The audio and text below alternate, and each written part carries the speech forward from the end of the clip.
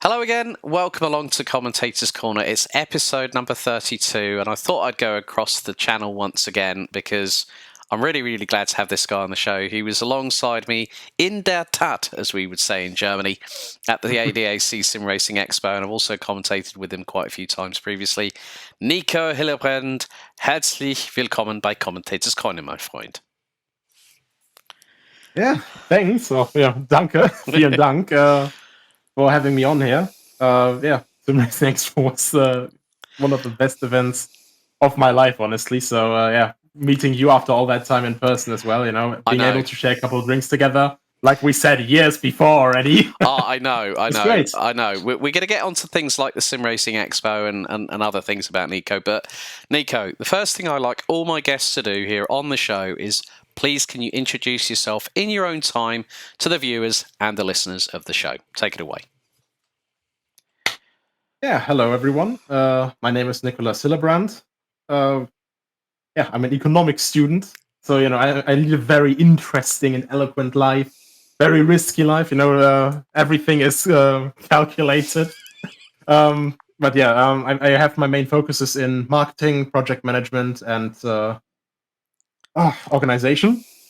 And I'm trying to use that at the moment. I'm basically about to finish my bachelor, and motorsport has been my big love all my life, other than my girlfriend, but I met her only a couple of years ago, so, But they're about even, pretty much, in my life. I started motorsport relatively late because my mother was always, oh, it's dangerous, don't injure yourself. I'm so worried about you. So I started with 12 in karts. With 13, I started auto slalom because we had a program where we started in our club with driving cars and all that stuff to prepare us properly. And then in the year I turned 16, I had my first auto slalom season. Through all that stuff, more and more people started going to touring cars or even a couple Formula 4. Well, Formula ADAC at the time still. And I was like, hey, can I do that as well? And my dad was like, haha, cool, which money? And so I just searched for another source to get my racing fix, and that turned out to be sim racing. And through that I actually discovered that there's a lot more fun in motorsport to be had than just driving. So, I'm doing organization now, I'm hosting historic events. I do commentary, obviously. And through sim racing, funnily enough, I got to meet a couple of people and contact where I actually was able to get a cool opportunity to do a couple of touring car races with basically no money for test days and stuff and zero experience in the car and zero experience off the track, and somehow being able to get 3 podiums out of 4 races with it. And was quite cool. And then COVID happened, so straight back to a simulator only. And then, but that was also still a good time. Yeah, still a good time, honestly. And that's how we met through our good friends Adrian Figallo and Justin Mifsud in Malta through the wonders of World Pro Racing, which actually was broadcasted on motorsport.tv. Which is how we got to know each other. We started commentating, and I thought, God, for such a young guy from Germany, he speaks bloody good English. And so we instantly had this kindred spirit between the pair of us. We really got on well, considering the fact we live probably the best. If I was to drive to where you are, probably it would be including going through the Eurotunnel and over across France, across Belgium. It's probably about an 8-hour drive from my house to where Nico lives, which is about an hour. I think it's about an hour away from Dortmund, isn't it, where you currently live in Nordrhein-Westfalen? Yeah. So, I mean, one of the other things that Nico has done is also competed for a factory outfit in SRO Esports for Honda HPD, but it was the US squad with SRO Esports with like the IGTC and all that kind of stuff. I mean, sim racing, there's a lot of people that said, oh, the bubble's going to burst. All this growth that was speculated is sort of like plateauing. How do you think sim racing, from your perspective, is in terms of a health state currently at? Honestly, as cruel as it may sound, I think COVID was the best thing that ever happened to sim racing. Because as soon as I saw the news with the first SRO esports season in 2020, so they had the bronze split with which was hot lap qualifiers, then silver for the pro esports guys, and then pro, which I kind of weaseled my way into because I was I was already with Butler Pal at that point.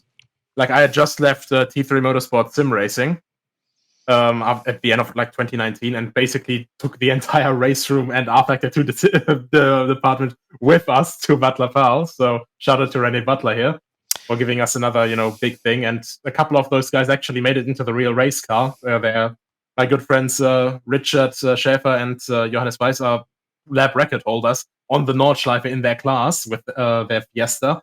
So quite cool thing that came out of that. And I was supposed to do RCN as well, then, because sponsorships, blah, blah, blah, getting money, all very difficult again. Yeah. I couldn't get the funds together, but I still, applied for that pro split with my 4 races that I did.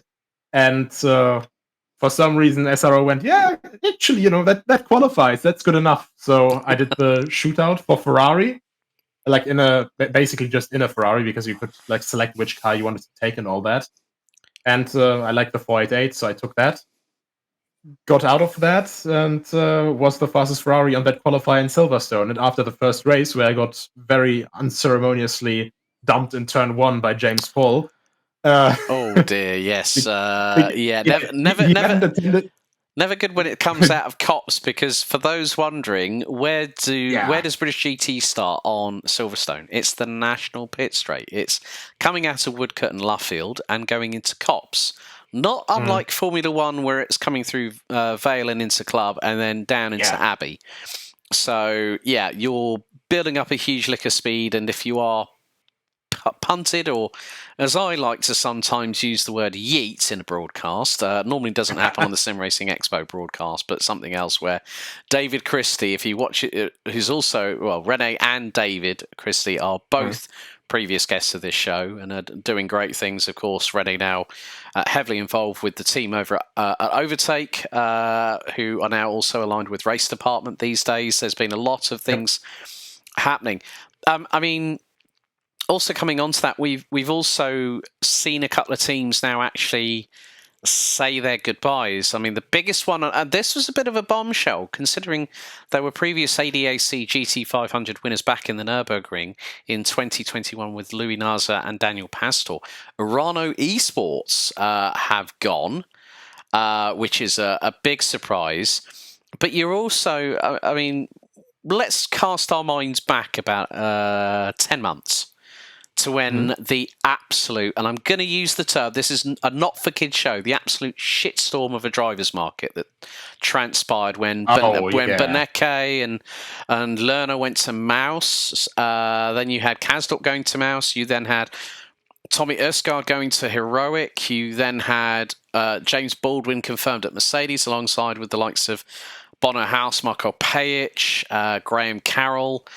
You had all these different movers and shakers in the market, which really sort of, I wouldn't say upset the apple cart, so to speak, but it really reinvigorated the competitive nature of esports. Because up until that point, well, for those that might remember, Max Beneke's last appearance as a Team Redline driver was at the 2022 ADAC Sim Racing Expo in person, alongside Gianni Vecchio, because they had a howler happen at the Digital GT 500. Went into the pit, second pit stop, and then RTG'd straight away. So, and I actually collared Max as they were packing up, and I said, Max, just want to say thank you so much for taking part. It's a real shame with what's happened with you and Gianni, but wish you all the very best and hopefully see you soon. He said, yeah, thanks for that. And then he went on to talking with his friends who were helping him and Gianni set down. But I think that's really reinvigorated the competitive nature of sim racing, where you're seeing all these different talents go to different teams. We had an exodus from Triton Racing with a lot of them, like, say, Blyer, Wojciech Fiala, Jerzy Glach going to Williams. Dennis Schoeninger was a move I didn't see coming, going from UAE out to Williams. I mean, that's really sort of upped the stakes and brought a few new entities into sim racing that we probably wouldn't have seen about 12 months ago, wouldn't you say? Yeah, absolutely. I mean, the thing is, there's a lot more money in it now, I think. Mm-hmm. And with that, there's also quite a lot more risk. So seeing a couple of teams, basically go under or dissolve, I think that's just something that comes with the market when the market changes to this level of competition. And I know from a couple of former Williams drivers as well, like, for example, they were just completely full-time sim racers. And if you don't have it, like, for example, what Niels Naujoks is doing, for example, with, he is a full-time sim racer for BS Plus and is fully active with that. But he's also, got his entire thing, like the co-commentator and all that. If you don't have a diversity there, that you have multiple sources of income from that name that you have as a sim racer, obviously not everyone can do that anyway, because you can't have 300 Jimmy Broadbent, so, for example, True. There's only a limited market. Like, despite it having gotten so big, we are still a niche market overall, and there's only a limited amount of money in this thing, so there's a lot of pressure to perform well for this market. And I saw quite a few drivers, and myself included, honestly, with SRO Esports a couple of years, last year, where I last competed in the Sprint Europe Championship. Mm. And it just got really, really difficult, honestly, because you have to do a lot of setup work. Mm-hmm. A lot of people get full-time paid for that, and we were obviously, we got honestly, I think, better payment because we didn't have as much pressure. We didn't have like our main livelihood on the line, basically. Mm-hmm. And in the end, we got a full TCR test day, which honestly was like my most realistic, like, before COVID happened, that was for me like my most realistic motorsports goal. I want to drive a TCR test at some point, or just race a TCR car and stuff, and got to do that through Honda, so I'm eternally grateful for them. And that was a really awesome experience. And the only bad part, obviously, was overall getting all the balance and stuff, because there was a lot of balance of performance, sandbagging and stuff, and so you have to work a lot of the time with all these like meta tricks and meta setups and everything to try and get the upper hand. And at some point it just wears you out. At some point you really don't, it's getting difficult at some point to really feel love for what you do at that point. And I think that was a bit of a shame, but at the same time, if you can, it's a sort of contrast with, how do you say it, if you love something and if you love your job, you're never working a day in your life. Precisely. And it's like that initially, and then at some point you just get so stressed, with, for example, the endurance races.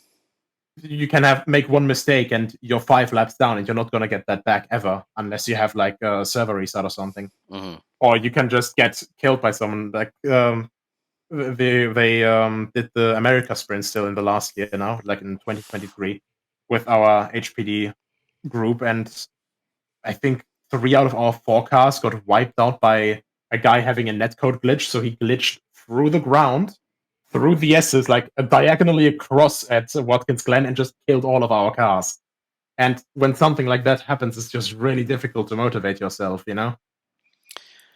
But from that, for those that might know, well, I've done some historic sim racing commentary alongside a good friend, Mr. Aidan Millward, thanks to GP Laps, and this man went full Biggles, which was absolutely priceless, because Aidan and I were having a barrel of laughs, and I think it was the last round of the season. I can't remember, but Nico went full like leather helmet with goggles, with the gloves. Like, here we go, right? Here we go. So this is where personality comes into play. There we are. There's the old school racing helmet with the goggles, and you were wearing that whilst in your sim rig, whilst racing. Did that get? I have to ask you a question. Did that get uncomfortable at times, mate? Oh, you have no idea. It got really, really uncomfortable. Like, later on, after HRC ended, we did a couple like seasons of HSO. So progressing through the World Sports Car Championship of the 50s with like rounds that they held. And we had a wet race at Goodwood. And so I thought, haha, wouldn't it be funny if I wore the pilot goggles as well? And at the end of the race, I literally just went, I can't see anything. I can't see anything. All the sweat is being kept in. It was supposed to keep the water out. My eyes were burning like hell. Yeah. But yeah, like, oh, it was awful, but really awesome and really fun at the same time. I think I think that's also, I think, a subject that really should be brought into sim racing, which is historics. Because there's a lot of mods. I mean, funnily enough, when I ended up doing the last round of the Virtual World Sports Car Championship just the other week for the 80 minutes of Bahrain, where we had all the mods. So we had all the GTPs, the LMHs, the LMDHs, LMGT3s, including a car that you know very, very well, but we're not going to talk about Bop on this show because of what happened in SRO. That is water under the bridge. Yep. But I think historic sim racing has its own allure, has its own character, whereby you can do a mod of a particular circuit and really make it look very, very period, hay bales instead of traditional Tech Pro barriers and steel fencing or whatnot, and with dips and ditches on the outsides of roads and trees in very, very close proximity, and especially when myself, I was laughing the amount of times I was saying, oh, there's 3 wheels on that wagon. Like literally when someone had an off and it ripped a front suspension off of, or rear suspension off of somebody's. And I think it was the E-types when we were doing that historic series with GP Labs. Oh, D-type. The D-types, it was either the front left or the front right would be off. And then that person would be in the pits for at least a lap or two getting it fixed. But I think historic should become a nice addition to the niche market that we have with sim racing. When you agree, Nico, because you're a big lover of it, I'm a big lover of it, as people who enjoy going back to yesteryear rather than all the the mod con cars that we've got on all the major platforms such as RF2, iRacing, Assetto Corsa Competizione, Automobilista 2 and BeamMG, which a lot of people seem to love crashing things in. But I think historics... Body collisions. Yeah. Well, I think the most times I see anything about BeamMG, it's like saying, what's the survival rate of jumping this over a ravine and landing it on a ramp? It's which seems to be quite hilarious in some respects, but I think historics should have a little bit more... I wouldn't say the word impact, but a little bit more awareness in terms of sim racing and getting people to understand that, back in those days, it weren't that easy. Yeah, I mean, that is one of the big things why I'm trying to push more historic races as well. Like, I started, in May with the Targa Floria revival, basically, which I called Targa Sicilia Rinascita, which is also apparently grammatically wrong, but I have no idea how to speak Italian. I'm only fluent in German and English. And I couldn't just call it Targa Floria because it was like a little bit questionable whether the name had like a copyright on it or trademark. And I didn't want to, annoy like Italian lawyers or something. So yeah, they probably have. I just wanted to. They probably have the mafia come after you, mate. But yeah, basically, I started with that event because initially motivated I was through HRC and the success in that. But I also wanted to see something. I saw the other mod that Wuchu, the guy who made the 1960s, definitely not Le Mans circuit. And he also made the 1950s cars. Well, he body molded them out of a Cobra, which is still completely mind-blowing to me because it's completely different cars that he made out of that. And he's making more. He's making the 2 and 3 liter Ferraris of that time now as well, the 750 and the 500. So that's going to be fun as well when it comes out. And obviously the 60s cars as well. And I wanted to have those in an event because I think with Ford versus Ferrari in the most recent time, it's one of the most iconic historic movies that we saw other than Rush, I think. And obviously back in the day as well, Grand Prix, which was filmed during the F1 season, and Le Mans as well during the 1970 or 1971 24 hours. And you just have to think, they actually filmed that practically. They entered a car in the actual race to just film. Like, so they were a gajillion laps down, and just, okay, wait, there's that car. We have to get out now with the camera car so we can film that thing befittingly. It's so insane. There were no second takes or anything, and just mad. And I just really love that, because at the same time, it's tragic with losing one or two drivers, or even more per season, or even sometimes per race at the time. That's not desirable. I mean, Sir Jackie Stewart did a fantastic job there, revolutionizing safety and demanding more safety for the drivers. But at the same time, when you see all these old recordings and these old photos, where there's like a cameraman right next to like the track, you can see that from rally nowadays still. Yeah. But an actual like F1 race, like at Spa, where they're coming down the road like 320 kph, and there's a dude just with his camera there, and you're thinking, these people were insane. Man, I wish I could see that in real life. Yeah, 320 kilometers an hour heading into the famed Master Kink, which actually Jackie Stewart says was even more fearsome than the Rouge Radio complex. I mean, yeah, they were... Back in the day, they were absolutely... They had big cojones back then. But then, of course, for those that do remember the tragedy with his then Tyrrell F1 teammate, Francois Sever, who was killed. And then that was what prompted Sir Jackie to go into action. And, he's done a lot for motorsport in his own right. But being that person that said, look, this needs to stop. Yeah. Now, I think one of the nice things, we'll get onto the Sim Racing Expo now, because as I said on a previous show, I've been involved with it for 3 years. But behind the scenes, there was I was given the opportunity to do something different, as in to say, let's give somebody an opportunity. And so I went to the powers that be. Let's do a casting call. Let's see if we can get a commentator who can join alongside. The first person to send in a video, considering he was 6,000 kilometers on the other side of the planet, was this man. No show reel, just him sitting on a chair or sitting on a sofa at his girlfriend's place or family's place in Canada. And then we had a multitude. We had Dan Pepples, previous guest on the show as well, the voice of Next Gen Cup and Aquila 1000.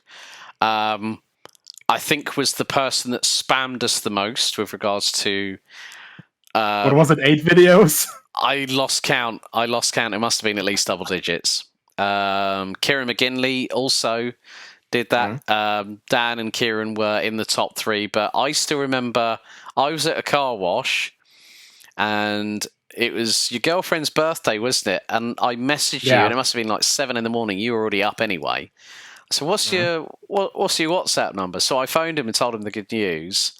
And then we got to the expo, and I still remember me just being like coolness personified. He's grinning like a Cheshire cat, like he's in Willy Wonka's chocolate factory. And you get handed your T-shirts, you get handed your hoodie, and it was like, I thought, now and I could see that glint in your eye, that gleam, where it's like, oh my God, this is actually freaking happening. Let's talk about that. When I made that phone call to you on that particular day, when I said, you've got it, well done, welcome to the team, when you said to me, thank you very much, I could probably feel that the 7-speed DSG gearbox in here was going overdrive, wasn't it? Yeah, pretty much. I mean, funnily enough, I also basically forgot I forgot to have breakfast because of that, because I was just like, really, really hyped. And it was my girlfriend's birthday, and I promised her we'd go to the Skyline Trail, really amazing view. Showed you the pictures before.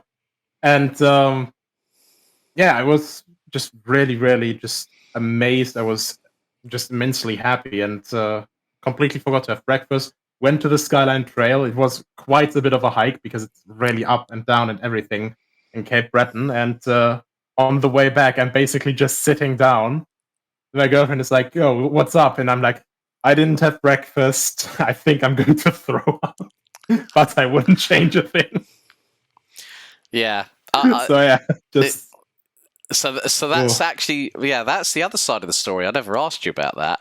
But I think when we got to Dortmund and you seeing the stands being built up and everything, and then we had Fanatec decide to rock up with an AMR Valkyrie. We had Azatec, as always, Andre and his crazy Danish crew. They always bring the Ligier LMP3 every single year, fire it up to reckless abandon. And then we really got into the first day on the Friday, where it was like you were saying to me, okay, what time do I need to be here, and all that kind of stuff. When you got to Dortmund and you saw that everything was up and ready to rock and roll for the Friday morning, what were your first sort of feelings and thoughts, as if to say, okay, yeah, I know I'm apart from the fact, yes, I'm here. Yes, I'm commentating alongside Alex. Okay, we've got until 2:00. I've got a little bit of time just to sort of digest a little bit. Was that how it felt for you? I think the first thought that I really had as I basically entered the hall, because the last expo I was at for the ADA System Racing Expo was still back at the Nürburgring. And that location was also cool because it's the damn Nürburgring, so it's always nice to be there. But I basically went into the hall, I just looked around, and I was like, this is exactly what we need. Because even we had a couple of these Google ratings as well, like of people like leaving their rating and stuff at an event and all that stuff. And then there was one guy, they don't even use all the 12,000 square meters of the full expo. And it's like, it would help if you read the actual description of the event. So I couldn't understand how some people were still complaining about that, because I think this was legitimately the way forward.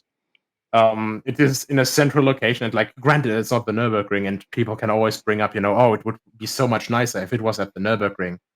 But for literally everyone traveling there, whether it be esports, whether it be the actual people that have a stand there, or esports and stand, or just want to visit internationally, Dortmund is pretty much the best location for the price, pretty much, that you can get, because the next location pretty much would be either Essen or Bonn or Düsseldorf or Köln. Mm-hmm. And all of those are insanely expensive comparatively because of the motor show and everything, and they are completely packed. Mm-hmm. So I think honestly Dortmund is it was overwhelming to me, because it really fit well.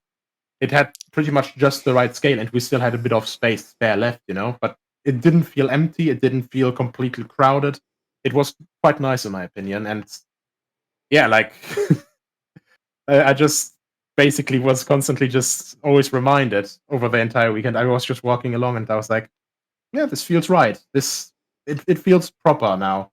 Because at the Nürburgring, it was also a lot smaller still, you went one lap basically, and then, oh yeah, cool. Well, I guess I'll just look at the race in the arena now, or I don't know, look at the cars or go for tourist drives. That was the one benefit that we're missing in Dortmund, but Yeah, I think there was always going to be a point when the promenade at the Nürburgring was not going to be big enough for the expo, because you've got so many different manufacturers. We've now got the likes of PXN, Eraser, Conspit, Coffee Racer with their coffee table fold-away sim rig, which I thought was... I was so thrown aback by that, but I'm actually really considering buying one of those at the moment. That's because my rig recently broke. I'm holding the seat forward with a box, and yeah. That's the thing, because even though we're part of the talent of the show, there are going to be things that are going to catch our eye. I mean, I was quite caught by the presence that Forza Motorsport and Xbox had, because a lot of people, and I've mentioned this a few times in the show before, that sim racing isn't just about having the €5,000 PC, a €700 rig. You've got a steering wheel and a pedal set that's probably cost you about €1,500. Just a hypothetical, I'm just plucking figures out of the air. But some people spend a shit ton of money when they are invested in this. Some people do. But when they get the backing from a team, as in if you're like a BS competition driver or you're with Mouse or with Williams, the gear is already there. You know, a lot of it is provided. But you're seeing a lot of people spend a lot of money on PC sim racing, but console sim racing is again getting another flourish. I mean, obviously, Gran Turismo has been around for donkey's years. There's the World Series, which my good friend Tom Brooks, and of course the legend that is Jimmy Broadbent, and I can't forget about their host Julia Hardy. Julia does a fantastic job as the host of that. But with Forza Motorsport now partnering with Microsoft and Xbox, it's really bringing the Forza name back into sim racing, and I think console sim racing needs a bit more representation, because we've got all the big stuff like I said, you know, Race Room, iRacing, ACC. A lot of them were first. Well, iRacing is predominantly PC anyway. ACC has gone to console. But like marks like Forza, marks like Gran Turismo, of course, great to see that Kunos and ACC have gone onto console platforms. I think I'm hoping that in the next 3 to 5 years that we get a nice sort of equilibrium between the two, because it only takes one game or one one console supplier to burst the lid on it, and then all of a sudden the floodgates open. Yeah, I'd definitely say so as well. I mean, to a certain degree, I'd say like a full simulator, like for example, R-Factor 2, I don't think you could ever really adapt that to a console. That's why I'm still like very, very interested to see how they will bring Le Mans Ultimate, which is basically just polished R-Factor 2 exclusively for endurance racing, and the modding capabilities, which are probably like a big part of the compatibility problems and stuff.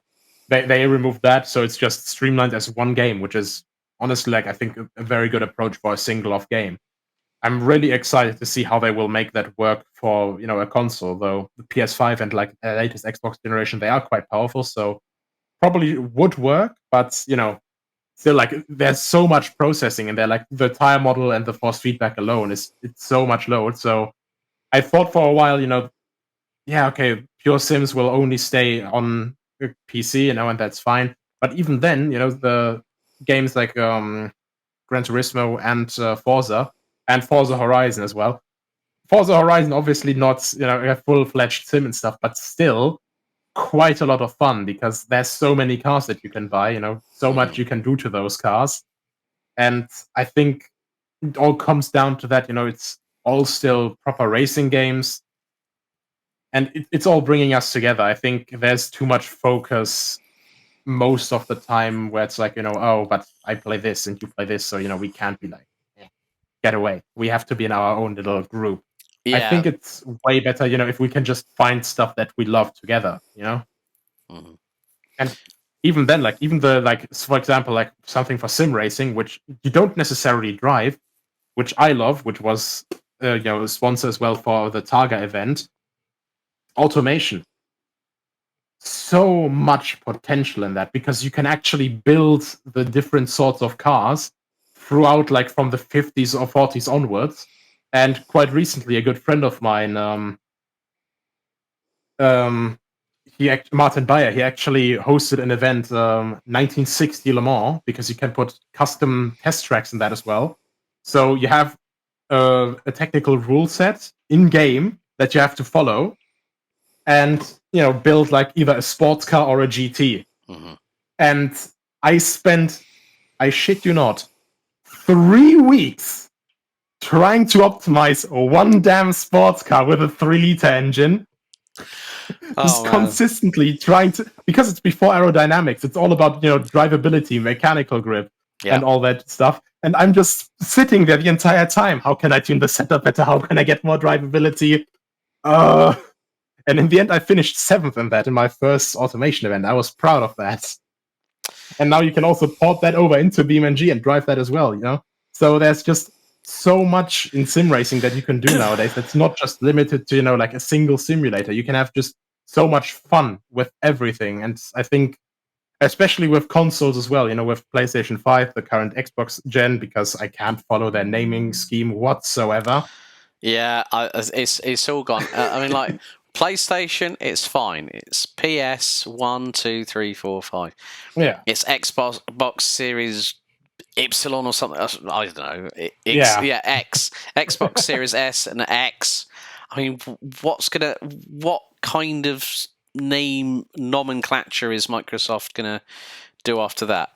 Right, we're gonna get Greek down. letters. Yeah, Ypsilon.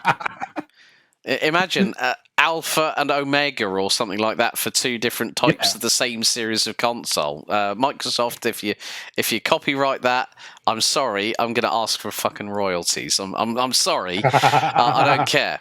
But we're going to get to some of the routine questioning because obviously Nico and I go way back anyway. But I wanted you to hear about some topics that we do sometimes discuss at length. And it's always, we could be here for hours, but we don't have enough time on this show to do that.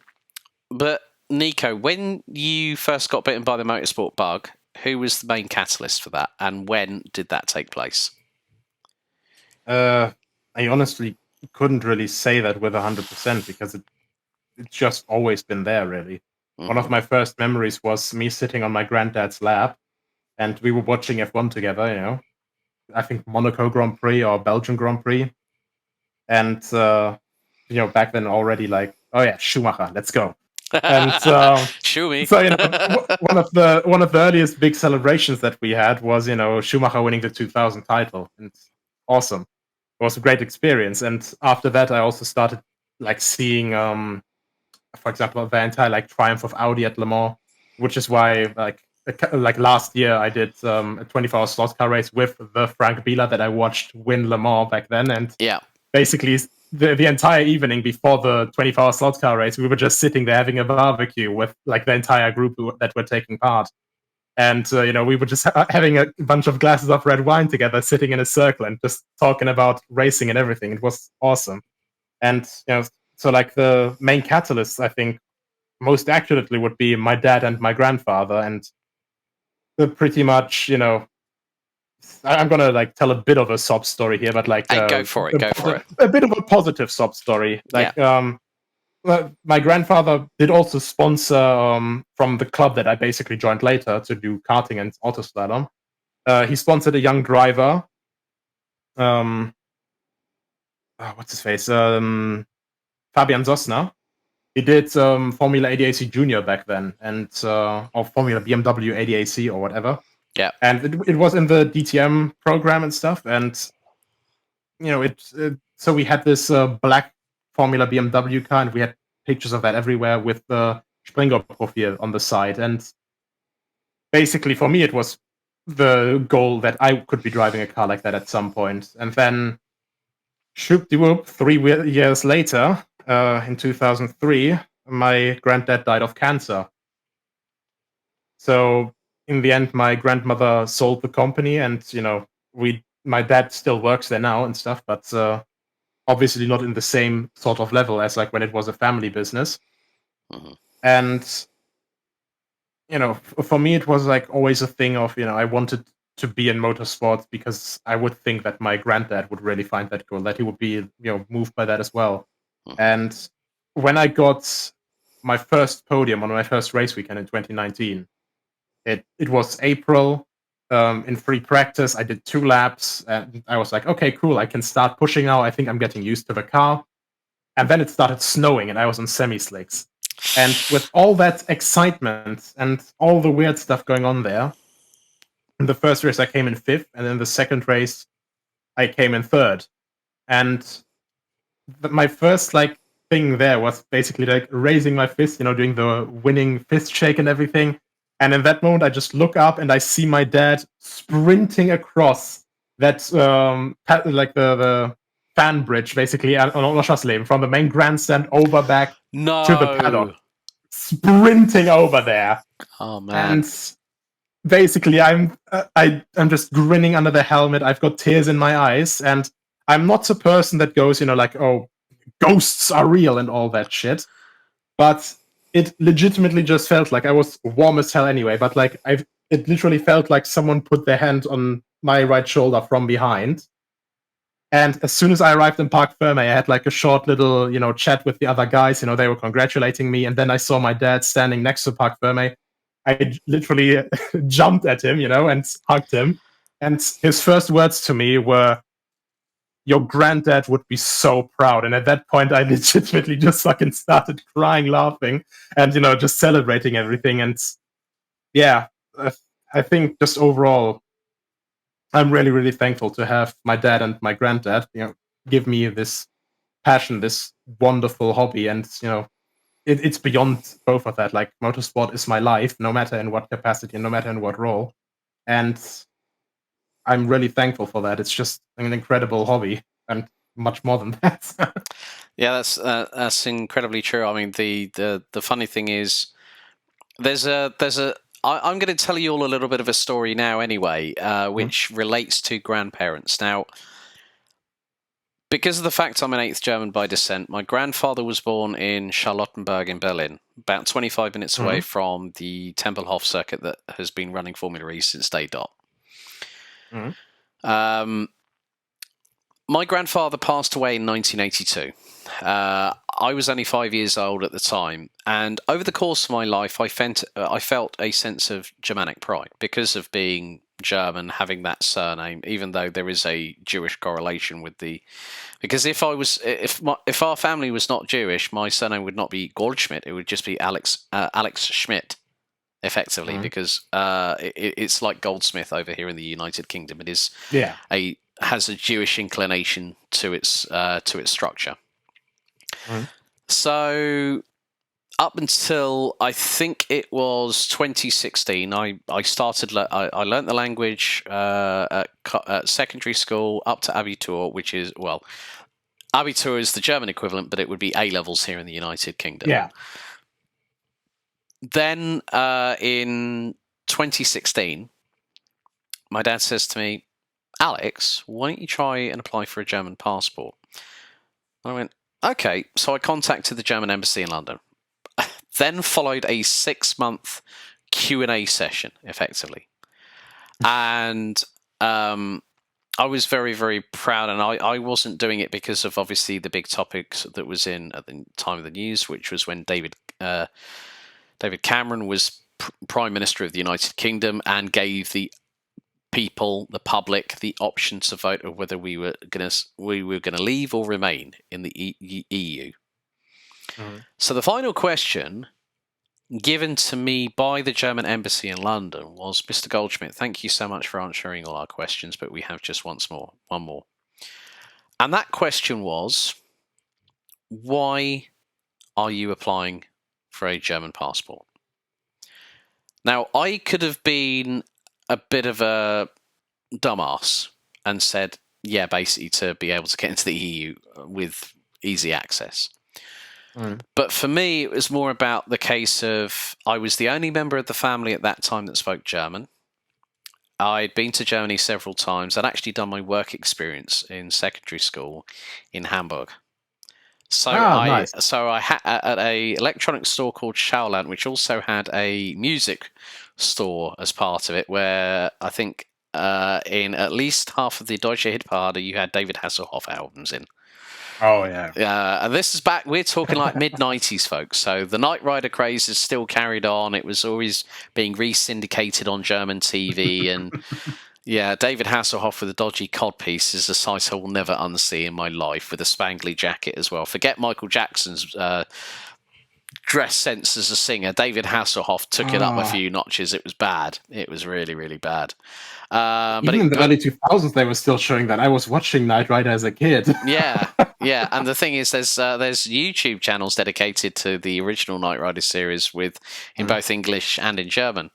And I said, well, we don't have any direct links to my father's side of the family in Germany. But I've always been proud of my heritage. My grandfather passed away when I was 5 years old. I'm the only German speaker in the family, and I want to keep that legacy alive. And they then said, not a problem. Please book your appointment. We'll see you very soon. And then it was September 2017 went into the German embassy. I felt like I was going into Fort Knox because you had to put your mobile phone and a power pack into you had to go through like an airport scanner. They would have to pat you down, and you couldn't have any contact with anybody. You couldn't take photos in there. Your phone and your power bank had to be put into a locker, along with any sharp objects, and that included house keys as well. And I remember taking the stack of paperwork to there. So I had to take Taufscheins, which is effectively German for birth certificate. I had an official translation. I had marriage certificates up the wazoo from my granddad to my mum, my dad. I had my birth certificate, my dad's birth certificate, my mum's birth certificate, and I had to wait about 45 minutes.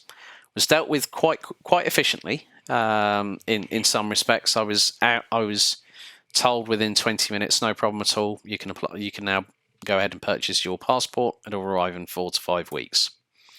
Mm-hmm. Moving on from that story, I then start my commentary career. So I'm traveling Europe. I'm going in via my German passport on every single flight. I actually use my German passport for visa applications as well, because it's one of the strongest passports for applying for visas globally. In the top 10. Yeah. So we get to Formula E earlier on this year. We're at the Tempelhof. I'm the German-speaking commentator for the circuit, for the sports presentation, for the whole weekend. And we get to post-race Sunday. So round 8 is already done in the books. We've had 2 different race winners. We've had Mitch Evans and Nick Cassidy. And the producer at that point, shout out to Del at Funny Hands Media, he says, Alex, for the final time this weekend, you may stand down. I said, thank you very much, Del. Thank you very much, everybody. It's been a fantastic weekend working with you all. At that point, when I took the headset off, I cried my eyes dry within 5 minutes because of where I was in locality to the birthplace of my grandfather at an FIA World Championship event, 25 minutes from his birthplace in Berlin. So there are stories and stories that we can all talk about. So it just goes to show that from different aspects, our lives have been changed forever thanks to our grandparents. So, which is quite a good thing. Now, I think the funny moment we've already talked about. I was going to say social media, but the thing is that Nico isn't on Instagram.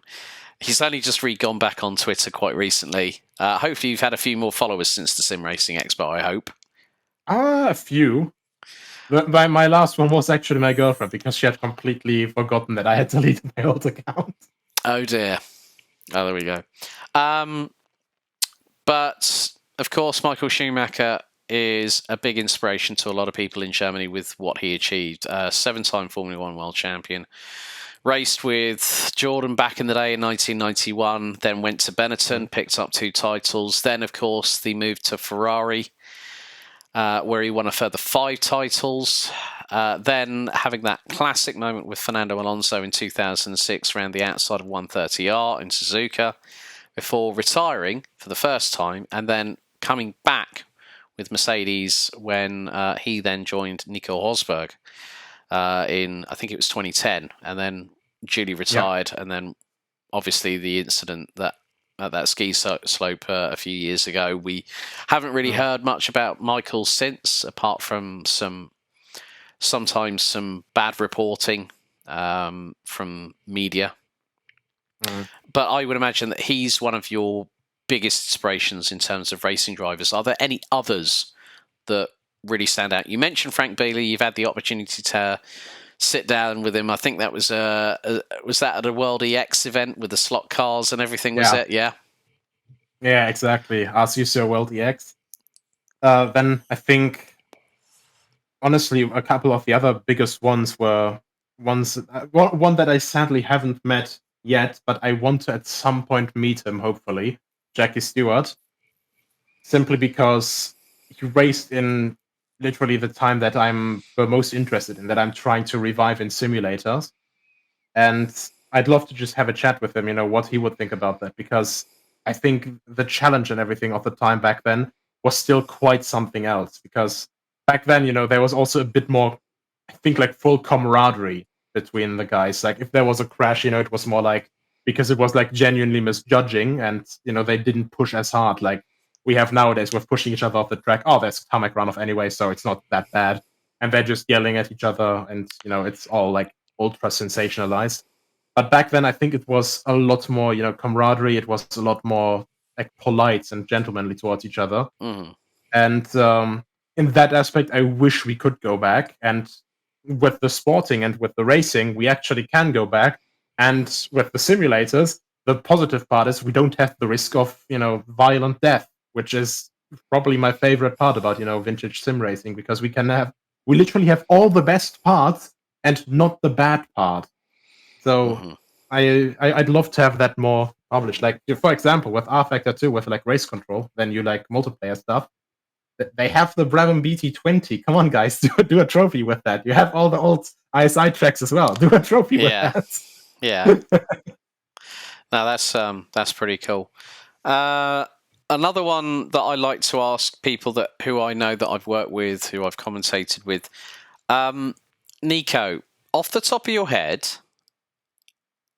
name 3 moments in motorsport history that you have witnessed, either be it in real life or watching at home, of where other commentators have been involved in that broadcast, and it's really sort of caught your eye for some particular reason, like a magical moment. And can you name any of the commentators that might have been involved in those moments? I'd say back before Sky became Sky, and it was in Germany, it was Premiere. Yes, I remember that. Mm-hmm. There's all these compilations actually, because you can't narrow it down to a single like moment for him. But Jacques Schulz, the guy that has the screen collections basically on YouTube. Oh yes, because he was yes. Schreisammler. He was honestly like and Murray Walker as well. I think both of them had such iconic moments that the moment when you hear like the first couple words of that, instantly your mind just jumps back to that, and you're just a kid again. Mm-hmm.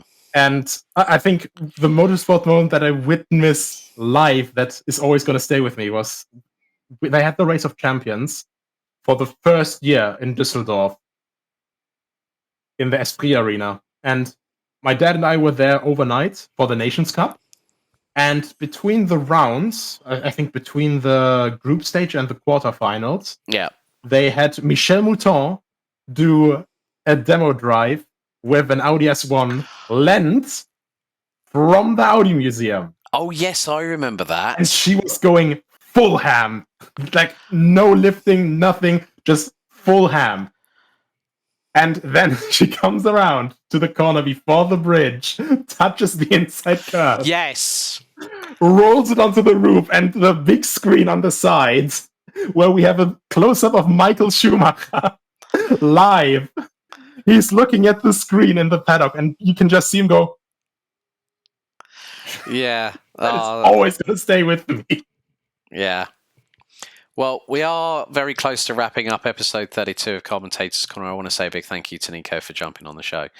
Right, Nico, here's where it gets interesting. This is your final question, but I'm also going to give an answer to it. So, Nicolas Hillebrand, if you had absolutely no glass ceiling when it came to budget, unlike the cost cap in Formula One, of course, if you had an opportunity to choose either a road or a race car, bearing in mind you can have multiples if it's from the same era, what car or cars would you pick, and what track would you drive that car or those cars around, and tell me why? For track, I'd definitely say the Bilsterberg. Because like the Nordschleife is always this very easy pick, but the Bilsterberg has a lot of those same characteristics, but packed into a compact track, and it's honestly also a lot closer to me. So it's literally my home track, and I love that place. And cars is such a difficult question because there's so many different ones that I'd love to pick. I think honestly, like my favorite would probably be I think it's a bit tight between a Porsche 917K, because it's an astoundingly quick car. Also, with the pressurized chassis and all that stuff. Then, slightly going apart from the years from 1970 away, I'd love to drive a 70s F1 car, like mid 70s, before they had ground effect. So, for example, like the March 761 or the Hesketh 308. If it was the Hesketh 308, I'd love to drive the one with the Warsteiner livery of Harald Ertel, because my mom actually got an autograph from him once, and whole story behind that as well. Mm-hmm. Or I think I would do my mom very angry, because I told you with her affiliation with Jaguar and stuff, and since the Jaguar was the first car that I got my hands on the steering wheel of, my granddad's last car was an XK8. I'd say either that one or an E-Type or a D-Type. But, D-Type is more difficult to get a hold of. Okay. Well, I'm going to go the Formula One angle. You said about the March and the Hesketh. I'm going to go with the 1976 McLaren Championship winning car, the M26, driven by James Hunt that year. Mm-hmm. Now, the Bilsterberg is a club-orientated circuit. There is also another club-orientated circuit in Europe, and it just so happens to be in southern Spain. I am, of course, talking about the Ascari Resort Race circuit. Yeah. So I'd love to drive the McLaren M26 that James Hunt went on to win the World Championship, despite the dramas that befell Niki Lauda that year, that massive crash at the Nordschleife, then coming back and then deciding at Fuji he was retiring. And of course that brings us a bit full circle to the film Rush, with the Hunt versus Lauda rivalry, but also the mutual respect that they had between one another as good friends, even though they both thought each other were arseholes on the track. That was very, very much true. But Nico, thank you so much, buddy, for being on the show. Really do appreciate it. Anyone wanting to follow Nico on Twitter, link is in the description down below. So thanks for everyone watching and for listening for episode 32 of Commentator's Corner. If in doubt, flat out. See you next time. Keep it pinned. And we'll see you for episode 33 very soon. Goodbye.